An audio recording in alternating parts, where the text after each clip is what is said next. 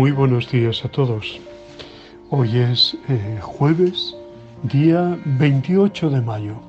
Estamos en la séptima semana de la Pascua, esperando el Espíritu Santo, anhelando, buscándolo, deseándolo, orando, instruyéndonos sobre el Espíritu Santo. Es jueves y, como todos los jueves, eucarístico y sacerdotal.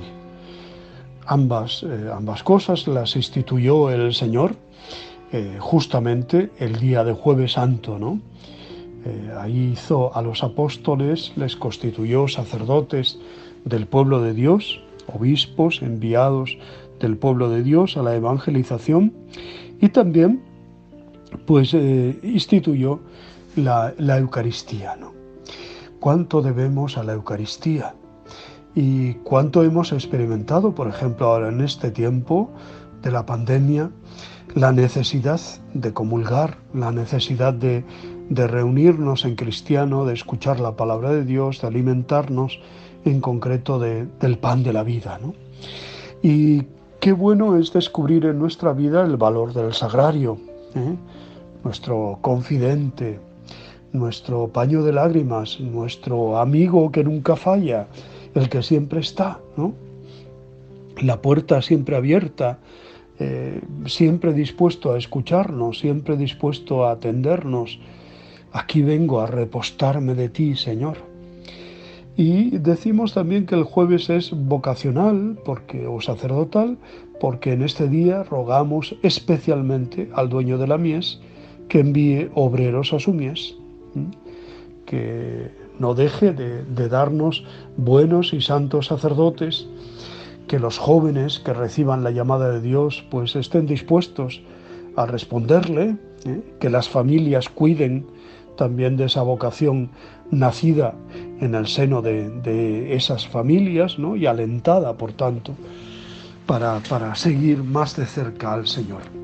Pedimos por las vocaciones, pedimos por los seminaristas, por el seminario, por los sacerdotes, por todos los que sufren, por los que lo están pasando mal, muy especialmente. El texto de hoy es Juan 17, 20 al 26. Estamos ante las últimas palabras de la plegaria de Jesús, la llamada oración sacerdotal. Dice el texto: pero no ruego solo por estos, sino por cuantos crean en mí por su palabra. Así pues, Jesús, el Señor Jesús, tú has rogado por mí, desde siempre, pero especialmente en esa noche. Me tenías presente y estaba en tu oración, ¿no? Por cuantos crean en mí por su palabra. En este instante, y no solamente en este, Jesús ha vislumbrado todo el inmenso desarrollo de su obra. Veía las multitudes humanas que creerían en él, preveía la Iglesia. ¿Y cuál era su plegaria para esta Iglesia, para los innumerables creyentes? Pues ese corazón inmenso de Jesús, el corazón universal, orando por todos. Que todos sean uno, como tú, Padre, estás en mí y yo en ti, para que el mundo crea que tú me has enviado. Esta es la última plegaria de Jesús, antes de entrar en su pasión. Es la intención principal por la que ofrecerá el sacrificio de su vida, para que todos sean uno. Y es lo que más lleva en el corazón. Es, por así decir, su testamento. Que todos sean uno. Ser uno entre muchos, no hacer más que uno. Como tú estás en mí y yo en ti. Nada más profundo que este amor, el de Dios. El amor de los cristianos tiene por modelo el amor mismo de Dios. Esta es la unidad por la que Jesús dio su vida. ¿Cuán lejos estamos de ella? En nuestras iglesias, entre las iglesias, en nuestras comunidades, entre nuestras comunidades, en nuestros grupos, nuestras clases sociales, entre nuestros grupos y nuestras clases sociales, para que el mundo crea es la unidad.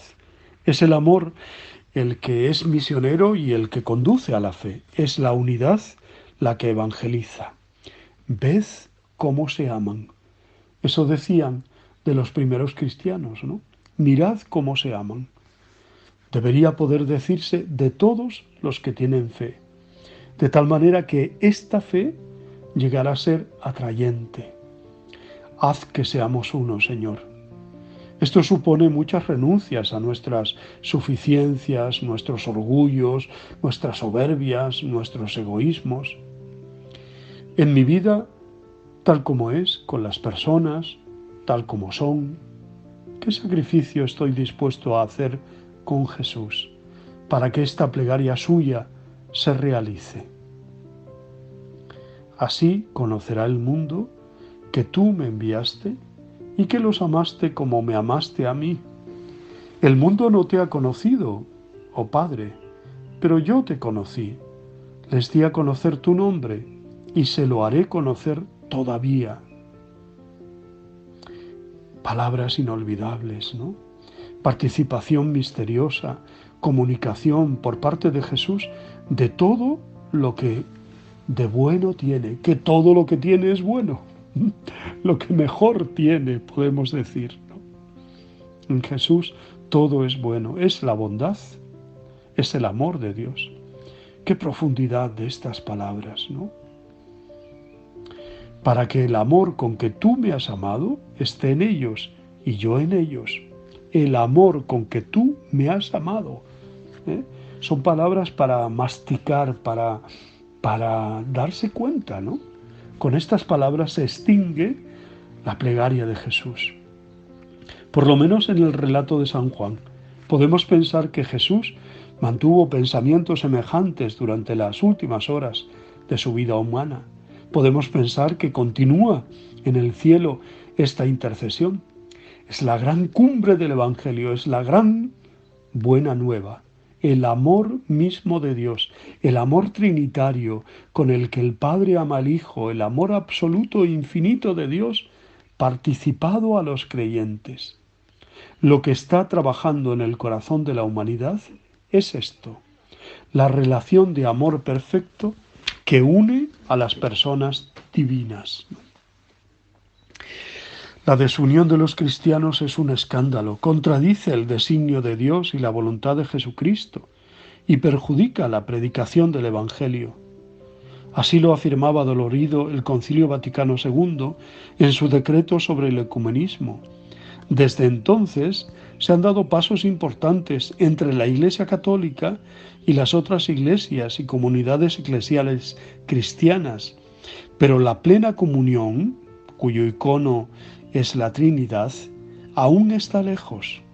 Por nuestra parte, debemos fomentar el ecumenismo espiritual o de oración, especialmente con los otros cristianos, que es el alma de todo el movimiento ecuménico.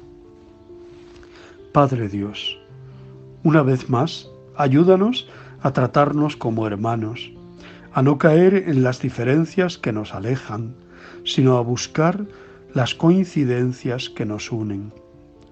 No permitas que los tuyos estemos divididos. No dejes que hagamos bandos entre nosotros. Es tu amor lo que nos une, tu pasión por el ser humano, tu preferencia por los pobres y la alegría de sabernos tus hijos, lo que nos hace felices y nos llena de tu misericordia. Tú que conoces las entrañas de cada uno y los sentimientos más profundos, purifícanos y haznos hermanos de todos los seres humanos, de cualquier idea, rito o condición. Pues vive el día de hoy muy cercano al Señor y buscando la unidad entre todos. Muérdete la lengua, el labio y lo que sea, pero que la unidad quede por encima, quede salvada. Que el amor sea el cemento que nos une. Ora por todos los alejados, afectiva, ideológica o espiritualmente. Esa persona que a lo mejor dejó de hablarte, esa persona que con las que estás, bueno, que no sabes por qué, o sí sabes por qué. Potencia tu actitud fraterna durante todo el día de hoy. Bueno, pues ahí tenemos un buen propósito para este día.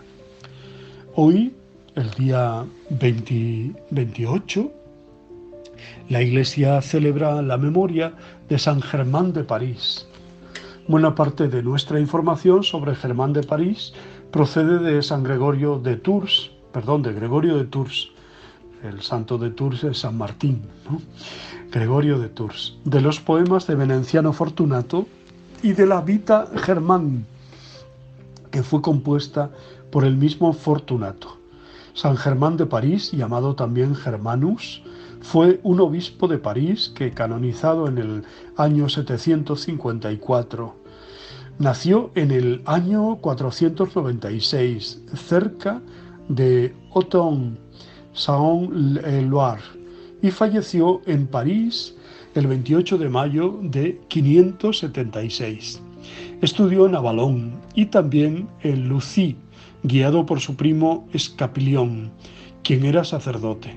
A la edad de 34 años fue ordenado sacerdote por San Agripino de Autun, siendo nombrado abad de Saint-Sinfron, cerca de esa misma localidad. Su virtud característica fue el amor a los pobres, manifestándose tan fuertemente su entrega por los demás que sus monjes se rebelaron, temiendo que regalara todo lo que tenía, debido a que estaba en París en el año 555, cuando el obispo Eusebio murió. Childeberto I lo retuvo y, con el consentimiento unánime del clero y del pueblo, fue consagrado para la sede vacante. Bajo su influencia se dice que el rey, quien se había entregado a la vida mundana, se convirtió y desde entonces llevó una vida de acuerdo a los valores cristianos. En su nuevo cargo, el obispo continuó la práctica de las virtudes y las austeridades de su vida monástica y trabajó para disminuir los males causados por las incesantes guerras y la vida licenciosa de los nobles.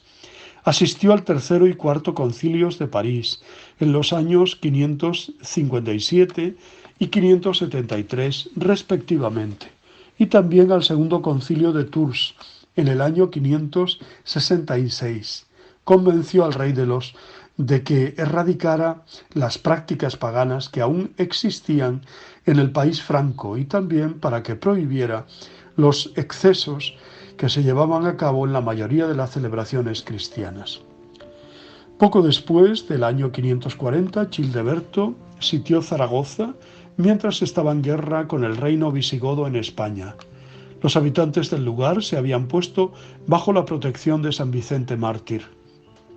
Cuando Childeberto se enteró de esto, perdonó a la ciudad y, como muestra de gratitud, el obispo de Zaragoza le obsequió la estola del santo. Cuando regresó a París, el rey ordenó construir un templo en los suburbios en honor del mártir, para guardar allí la reliquia. El templo fue terminado en el año 558. Siendo consagrado a San Vicente por el obispo Germán el 23 de diciembre del mismo año. Ese mismo día, Childeberto falleció. Bueno, podíamos seguir hablando de las intervenciones también del obispo San Germán, que falleció en el año 576, antes de que se restableciera pues la paz también en todo este reino de las Galias. Sus restos fueron sepultados en la capilla de San Sinfroniano en el templo de San Vicente, pero en el 754 sus reliquias fueron reubicadas en el edificio principal del templo, en presencia de Pipino el Breve y de su hijo Carlomagno, que entonces era un niño de 7 años. Desde ese momento el templo se convirtió en la abadía de San Germán de París o de Prés, pues cerca de este templo se construyó un monasterio. Sus abades tuvieron jurisdicción espiritual y temporal en el área de Saint-Germain hasta aproximadamente el año 1670. El templo fue frecuentemente saqueado e incendiado por normandos en el siglo IX. Fue reconstruido en 1014 y consagrado por el Papa Alejandro III en 1163. Además de la carta mencionada anteriormente, también se conserva un tratado de la antigua liturgia gala atribuida a San Germán. Su festividad se celebra en este día, el 28 de mayo. Pues muchas felicidades a todos los que llevan su santo. Os deseo muy buen día, os abrazo y os bendigo en el nombre del Padre, del Hijo y del Espíritu Santo. Mucho ánimo para seguir adelante, mucho ánimo, y oramos especialmente por los enfermos y por todos los difuntos, muy particularmente por los difuntos del coronavirus. Os abrazo y os digo, como todos los días, de verdad os quiero.